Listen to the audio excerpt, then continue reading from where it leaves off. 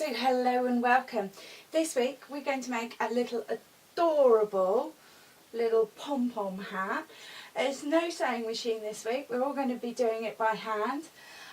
What we'll need is some cardboard to make the pom-poms, or if you've seen one of these in your craft shop and you wondered what it did, we'll be running through these as well. This is a pom-pom maker.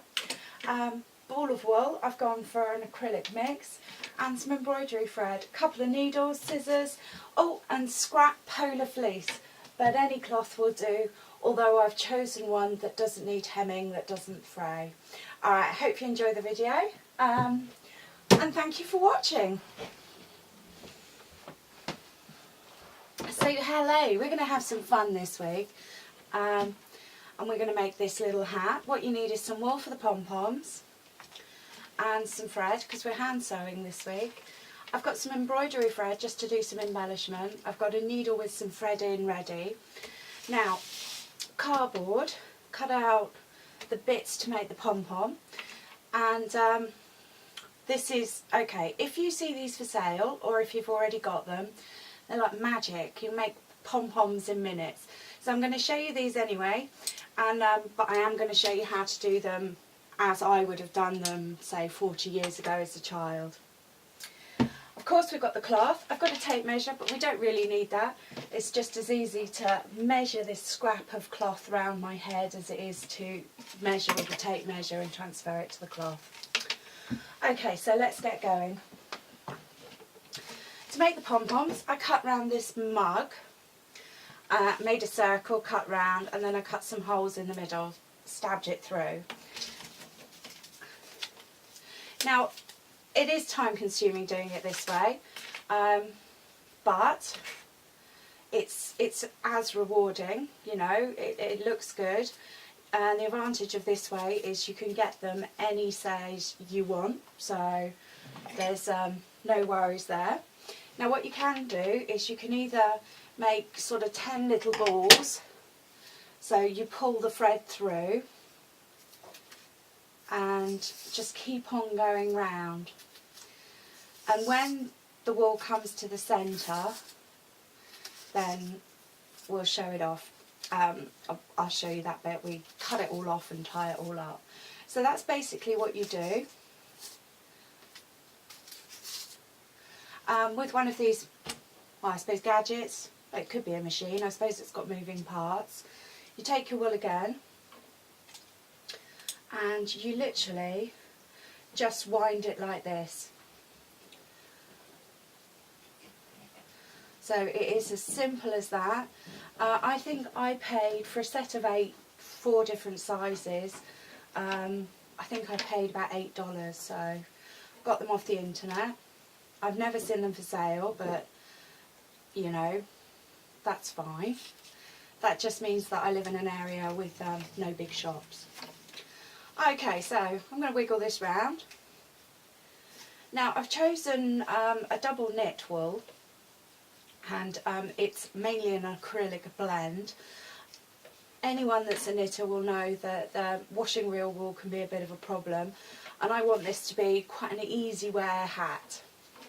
So you can see that it's a bit quicker, it's a lot quicker. And then it's not overfilled. I don't want it to be completely filled. I'm just going to trim that there, do the other side, and away I go again. I think that's the right bit of wool. Pick up the short piece, that's always the way.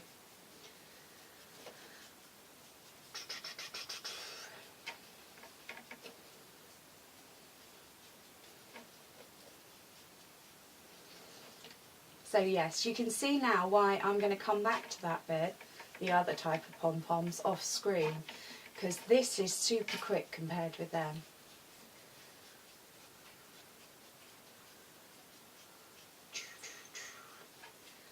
So there we go. Now it's all a matter of closing these with some sharp craft scissors. I'm just going to literally trim there.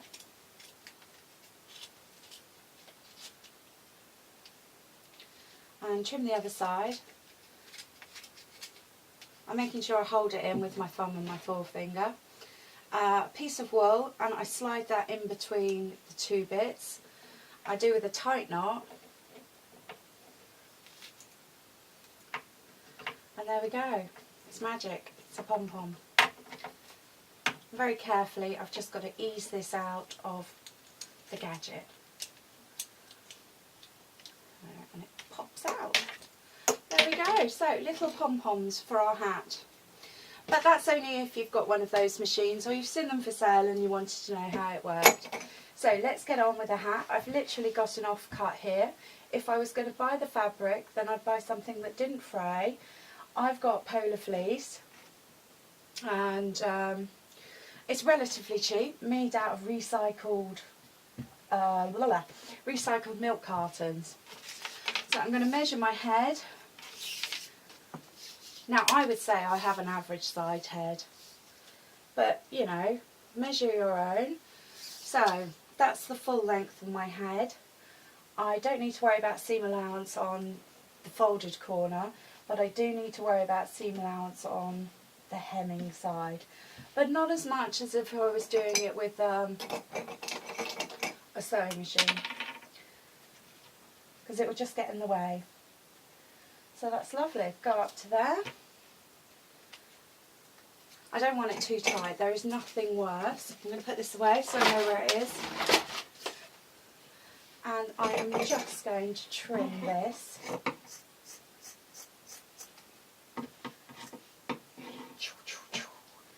And it looks a bit wonky to me, so I'm going to take that. That I might be able to find a use for. And then the hand sewing. Now, I could just do a running stitch. What I'm basically, this is the wrong side out by the way, is I'm going to do the backwards stitch. Now this is good. So, very quickly, you push the needle in, pull it out the other side, and then you go back to halfway along your running stitch, and then you go in again. So it's really quick, and it makes the stitches stronger than if I was to go, you know, really tightly, really small. I can get quite a good speed up, you see. So it's the back stitch, it's you go in and you go out, and then you go back halfway. Lovely. So I'm just going to show you the next step, because that's going to be quite boring television, isn't it? It's going to be as bad as me ironing. Lovely. So I'm going to put that there. All I've done is just a little stop so that it stays open whilst we do this next stage. So once you've sewn all the way down the end, we want to just sew along the top with the same running stitch with both seams on the outside. Now what I've done is we have it front side. This is all the inside of the hat. Taken the fold, and I'm going to bring the fold back to the seam, and then I'm going to straighten it out. This just makes the hat sit better when it's all done. And I'm going to do the running stitch along the top. So I'll be back in a second. So welcome back. So while I've been away, I've done my little hand sewing for my little hat with my stitch at the back and back stitch, and I've wound my pom-pom. So what we need to do is we need to get our very sharp craft scissors, and we literally need to push through the wool and cut in between the two pieces of cardboard. In fact, sometimes you can sort of cheat and just come out like that. So there we go. I pushed it through, and it's literally just a matter of trimming. Once you get going, obviously it's easier to find the cardboard, so I can get my actual scissors in there now. Now all these scraggly bits where I sort of started the ball, as it were, I'm going to have to trim off. But you can see, I'm sure it's all actually all coming back to you now, for those of you that haven't done this for a while. And there we go, just doing the last bits now. And I've made sure I save a piece of wool to tie around the centre.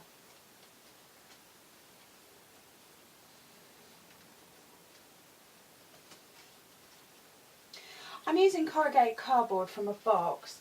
I wanted some rigidity to it. What's actually happening now is the scissors are going through the cardboard and they're finding the little bits that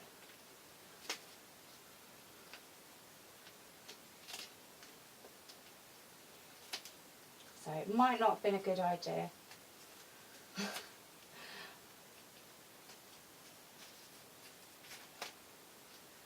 There we are. Now, so what we can do is ease these out slightly so that it makes the knotting a bit easier. And there we go, winding it round. Now I'm going to pull this as tight as I can just before the thread breaks, if that makes sense, because you know you'll feel a point where it does break. If it does break, then you just have to start again.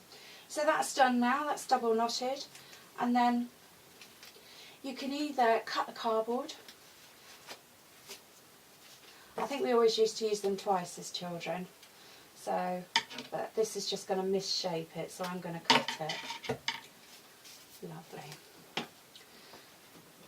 Now with both these types of pom-poms, you do need to spend a minute just to make sure that they're nice and level. The advantage of doing it with the cardboard is you can get them a lot plusher. You know, you can really get them sort of just so thick. Whereas the ones you do on these newfangled gadgets, you can't get them any plusher than they are. Now I've got 2 of these, so I'm going to use these 2 rather than do 2 of those. So let's sweep that out of the way. Now what I want to do is I want to have 2 ears, if that makes sense. So I'm going to put through, this is the string that I knotted. Literally going to pull that through and then I'm going to stitch that on. So as tight as possible, because I don't want droopy ears, do I? And I'm going to do that on both of the, both of the corners.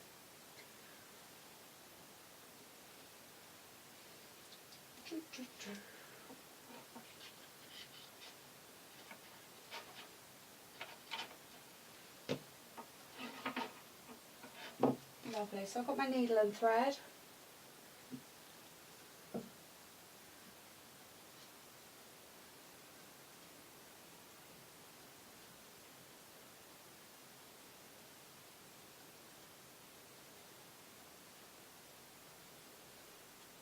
What I've got to do is get in the habit of not looking at the camera, because then I look at the camera and then I can't see a thing for a moment afterwards. I've got little orange lights in front of me. So if you are having problems threading a needle, just trim off the end and then start with a fresh point.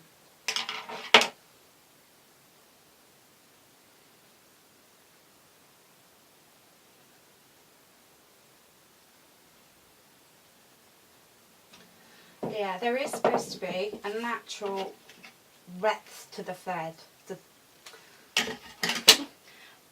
which means that it's easier to thread with the end that comes off the reel. So I always thread the needle and then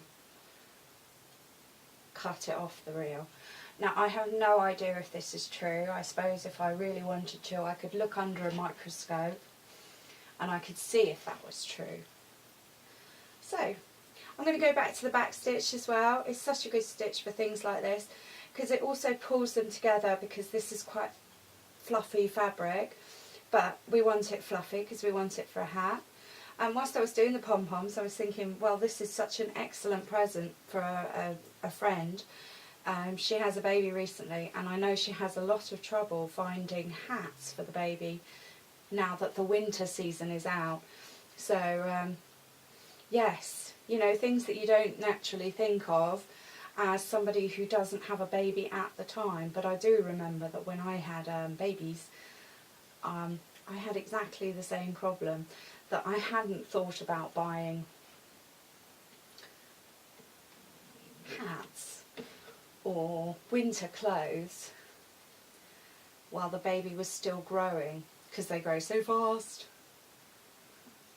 Lovely. So what I've done is I knotted the thread so that I kept the fluffy bit in, and then I knotted the ends of the pom-pom onto the thread and then knotted them in again. So hopefully that's nice and secure. And I really wouldn't want it wonky, would I? Not when I go to so much trouble to get good ears. So lovely. Just going to come back and do the back stitch again. I've knotted the end with the double knot.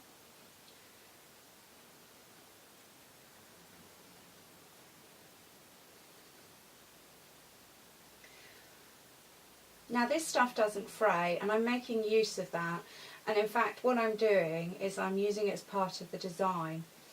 Now I'm going to be doing a blanket stitch on the bottom rim. This is just because I think it will make the edge look really nice. I could take the time and hem it all, but you know, there's something to be said for not making work. So I'm going to do the same again. I'm literally knotting the end of the thread with the pull ties of the pom-pom. There we go, and I can trim them up neatly. Trim up some of this as well.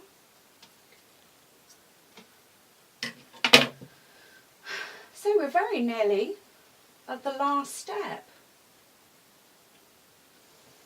What we've got is a little hat, and hopefully not with wonky pom-poms. So there we are. Now blanket stitch. You may remember this, you may not.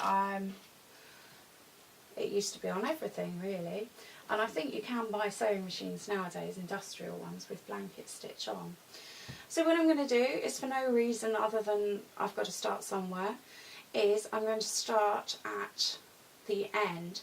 Now this little bit of the hem is going to be showing because we're going to do a little fold over bit, so that doesn't look very tidy, does it? So I'm going to start my blanket stitch on this hem. Now I've chosen an embroidery needle, and it should be fine for this, and as you may know, or we know now, the untidy bit of blanket stitch is literally the start. So all I'm doing is looping over there, and when I'm coming up my loop I'm catching it in the previous loop. This will give me just such a pretty edge, and you'll be able to see it more clearly when I've got off the end of this seam.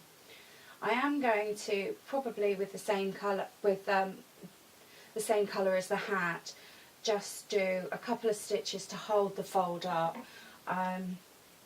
It really depends how it wears. I don't think it will take me any time at all to do that, so there we go.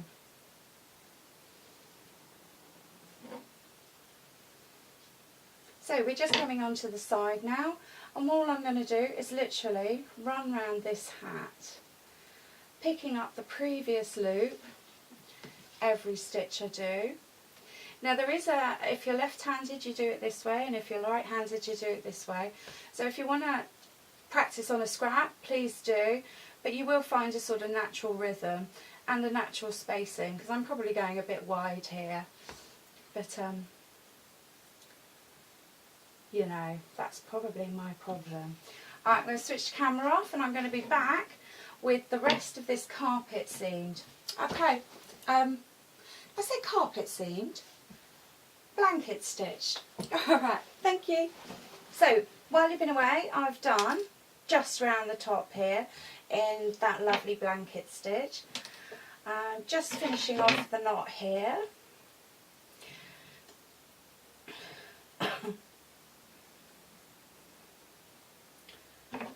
So that's that. Now I am going to do a little couple of stitches just to keep this fold up. I just think it'll get rather annoying. So I'm going to try and hide it underneath one of these blanket stitches. And I was having a little think whilst I was just doing that sewing. If you are going to give it to a baby, you might want to tell the mum that these pom-poms, you know, there's sort of quite a choking risk, so it might not be a good present at all. Obviously you could make it without the pom-poms, or we could find some other way of decorating it. So I'm just going to do a little stitches here just to keep it in place.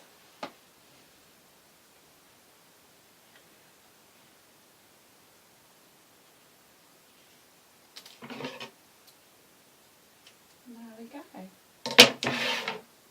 So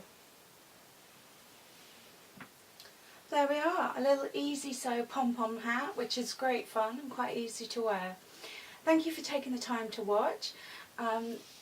It's always a pleasure. Thank you ever so much.